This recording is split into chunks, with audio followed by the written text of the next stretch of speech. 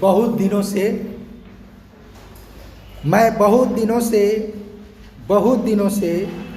बहुत सी बातें तुमसे चाह रहा था कहना, और कि साथ साथ फिर बहना मेघों की आवाज़ों से, कुहरे की भाषाओं से, रंगों के उद्भासों से, जो नभ का कोना कोना है बोल रहा धरती से, जी खोल रहा धरती से, त्यों चाह रहा कहना उपमा संकेतों से, रूपक से, मौन प्रतीकों से। मैं बहुत दिनों से बहुत सी बातें तुमसे चाह रहा था कहना, जैसे मैदानों को आसमान, कुहरे की मेघों की भाषा त्याग बेचारा आसमान, कुछ रूप बदलकर रंग बदलकर कहे। मुक्तिबोध ने अपनी रचना प्रक्रिया के बारे में लिखा है कि छोटी कविताएं वो लिख नहीं पाते, और जो कविताएं छोटी हैं वस्तुतः वे अधूरी कविताएं हैं। लेकिन यह मुक्तिबोध का कथन है,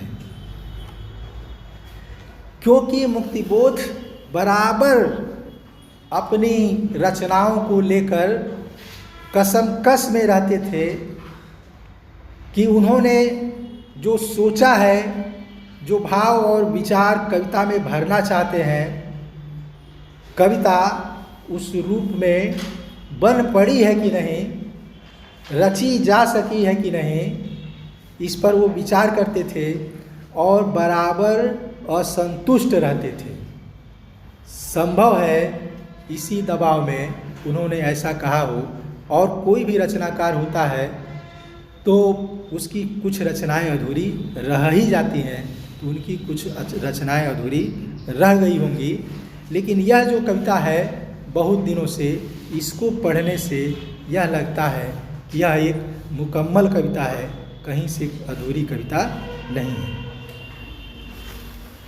और इस कविता को पढ़ने से इस कविता में गहरी आत्मपरकता दिखाई पड़ती है। यह कविता प्रेम संवेदना की कविता है। इस कविता में अभिव्यक्ति की समस्या को उठाया गया है कि एक रचनाकार या एक मनुष्य किसी से, एक प्रेमी अपनी प्रेमिका से कुछ कहना चाहता है, लेकिन वह तय नहीं कर पाता है कि उसको कैसे कहना है, या बहुत बार सामाजिक दबाव में, संकोच में, शब्दों की सीमा के कारण वो दूसरे तरीके अपनाता है। यहाँ एक बात बताना जरूरी है, हो सकता है कि जानकारी में हो ही, कि मुक्तिबोध ने अपने परिवार के विरोध के बाद भी प्रेम विवाह किया था, और मुक्तिबोध के यहाँ जो काम करने वाली थी उनकी बेटी से उन्होंने प्रेम विवाह किया था। मुक्तिबोध की यह कविता उसी प्रेम संवेदना की कविता है कि जहाँ एक व्यक्ति अपनी भावनाओं को किसी न किसी रूप में हर संभव कोशिश करता है कि वो भावनाएं जहाँ तक वो पहुँचाना चाहता है वहाँ तक पहुँचे। मैं बहुत दिनों से केवल एक बार अगर लिखा जाता कि बहुत दिनों से, तो भी काम चल सकता था, लेकिन यहाँ शब्दों का दोहराव है कि मैं बहुत दिनों से, इसमें गहराई है, इसमें समय की सघनता भी है, समय का विस्तार भी है कि मैं बहुत दिनों से बहुत सी बातें तुमसे चाह रहा था कहना।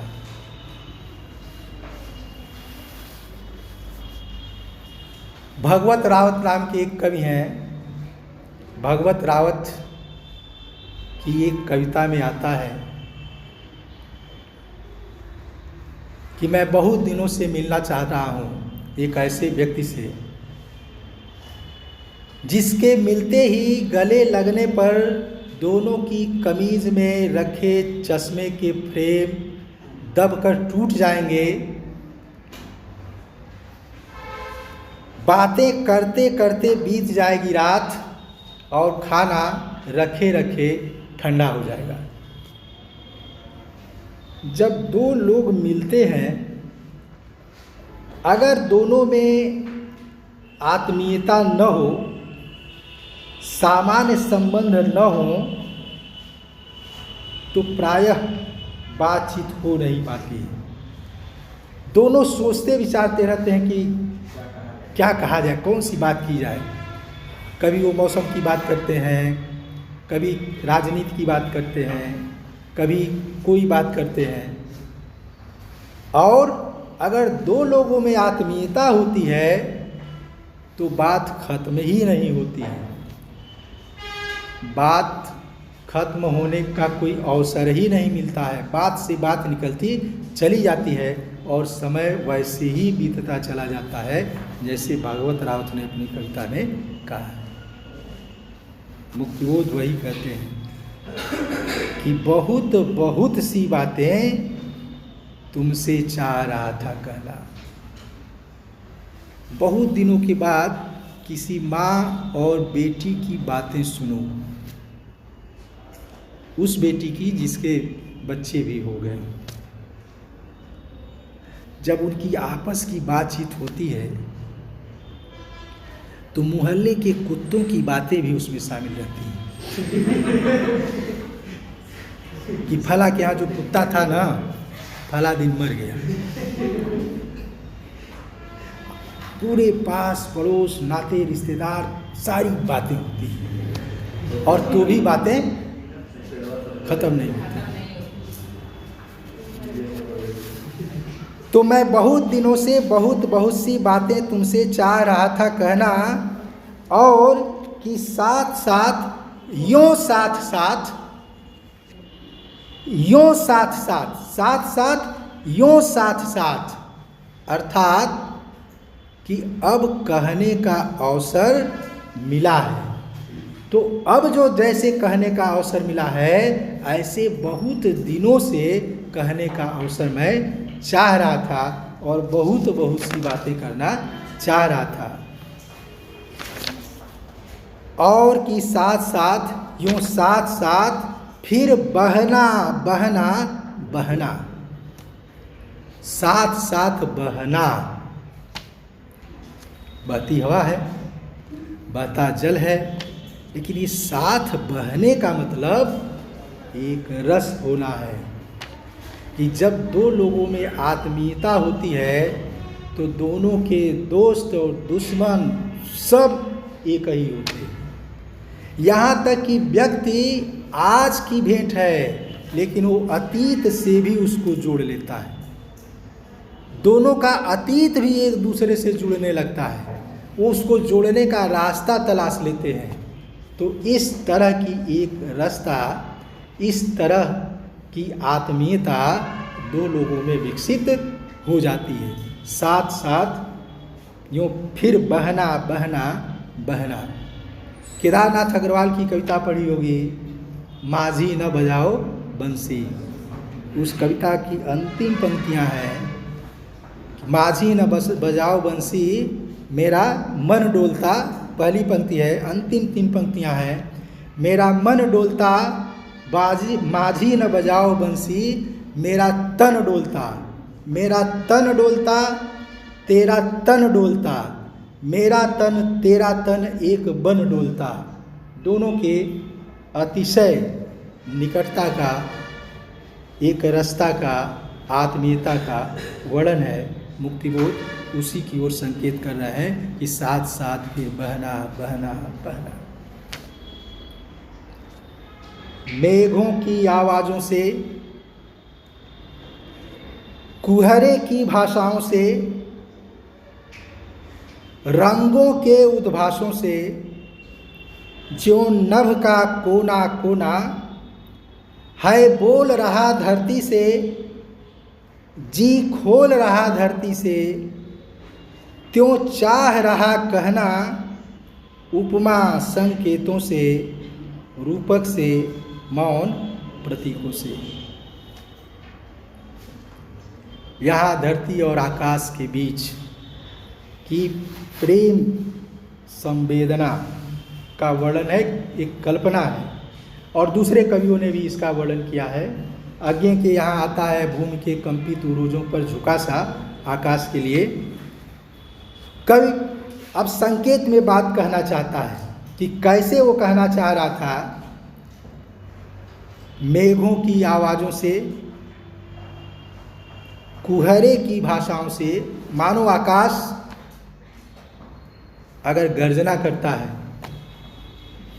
आकाश में बादल गरजते हैं, तो मानो बादल के उस गरजने के माध्यम से आकाश धरती को कोई संदेश देना चाहता है। कुहरे की भाषाओं से, अगर कोहरा है, आकाश से धरती की ओर गिर रहा है, बढ़ रहा है, तो मानो उस कोहरे के माध्यम से भी आकाश धरती से कुछ कहना चाहता है। रंगों के उद्भासों से, जो तरह तरह के रंग हैं आकाश में, उनके माध्यम से मानो वो धरती से कुछ कहना चाह रहा है। ऐसे ही रंगों के उद्भासों से, जो नभ का कोना कोना, मानो आकाश का कोना कोना धरती के कोने कोने से कुछ कहना चाह रहा है। ये तमाम माध्यम चुनता है आकाश धरती से कुछ कहने के लिए। एक व्यक्ति तमाम माध्यम चुनता है दूसरे व्यक्ति तक अपनी बात पहुंचाने के लिए। है बोल रहा धरती से, जी खोल रहा धरती से, अपने मन की बात उन विभिन्न माध्यमों से मानो आकाश धरती से कह रहा है। त्यों चाह रहा कहना, उपमा संकेतों से, रूपक से, मौन प्रतीकों से। वैसे ही एक कवि अपनी संवेदना, अपने भाव पहुंचाने के लिए उपमा, रूपक, अलंकारों का इस्तेमाल, प्रतीकों का इस्तेमाल करता है। लेकिन उसकी कोशिश यह रहती है कि चाहे जैसे हमारी बात पहुँचे। एक कवि अपने संदेश को, एक कवि अपने भावों को पाठक तक हर संभव कोशिश से पहुँचाना चाहता है।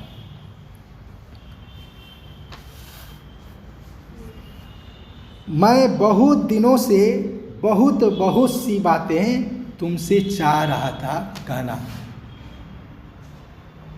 मिर्ज़ा गालिब का एक बहुत चर्चित शेर है कि या रब, वो न समझे हैं न समझेंगे मेरी बात, दे और दिल उनको जो न दे मुझको जुबां। और यहाँ भी गालिब चाहते हैं अपनी बात पहुंचाने के लिए कि उनको कुछ और जुबां की ज़रूरत है, कि या तो सामने वाले को और दिल दे और संवेदना दे, या फिर हमको कहने की और शक्ति दे। भाव वही है कि कवि अपनी संवेदना को पहुंचाना चाहता है। मैं बहुत दिनों से बहुत सी बातें तुमसे चाह रहा था कहना। अब उपमा से, संकेतों से, प्रतीकों से, अलंकारों से, माध्यमों से अगर संकेत न पहुंच रहा हो तो क्या उपाय रह जाता है? उसके लिए फिर दूसरे तरीकों की ज़रूरत होती है। कवि उसके बारे में बात कर रहा है। जैसे मैदानों को आसमान, कुहरे की, मेघों की भाषा त्याग, बिचारा आसमान, कुछ रूप बदलकर, रंग बदलकर कहे कि कुहरे की भाषा से, मेघों की भाषा से काम नहीं चल रहा, संकेतों से संदेश नहीं पहुंच रहा है, भावनाएं नहीं पहुंच रही हैं। तो मानो मैदानों से आकाश कुहरे की मेघों की भाषा त्याग कर बिचारा आसमान, अब यहाँ आसमान के लिए बिचारा शब्द का इस्तेमाल किया जा रहा है कि सारी कोशिशों के बाद भी वह अपनी बात पहुँचा नहीं पा रहा है, तब बिचारा आसमान कुछ रूप बदल कर रंग बदल कर कहे, रूप बदल कर रंग बदल कर कहे। यहाँ भी बातें संकेतों में ही कही जा रही हैं, लेकिन इसके पहले जो भी तरीके अपनाए जा रहे थे अब उन माध्यमों को बदलने की ज़रूरत है। जैसे आसमान उन माध्यमों को बदल करके अपनी बात पहुंचाना चाहता है, वैसे ही मैं अपनी बात पहुंचाना चाहता हूं। ये कविता एक तरह से मैंने मुक्तिबोध की आत्मपरकता वाली कविताओं में से वो कविता है जिसमें गहरी प्रेम संवेदना है और अभिव्यक्ति का एक तरह से आग्रह है। कवि अपनी बात हर संभव तरीके से पाठक तक पहुंचाना चाहता है।